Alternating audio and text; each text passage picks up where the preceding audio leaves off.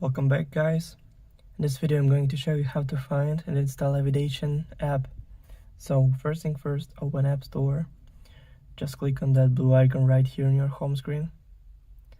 Then make sure that you log in on your Apple ID account. Then click on the search button right here.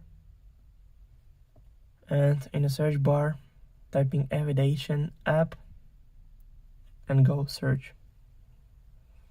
Then scroll down a little bit until you find the app. So click on that and then click Get, then Install, then confirm installation through Face ID or Touch ID or using password from your Apple ID account. So now it's all done.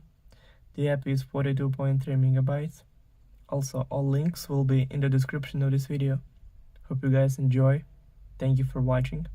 Please like and subscribe for more. Bye.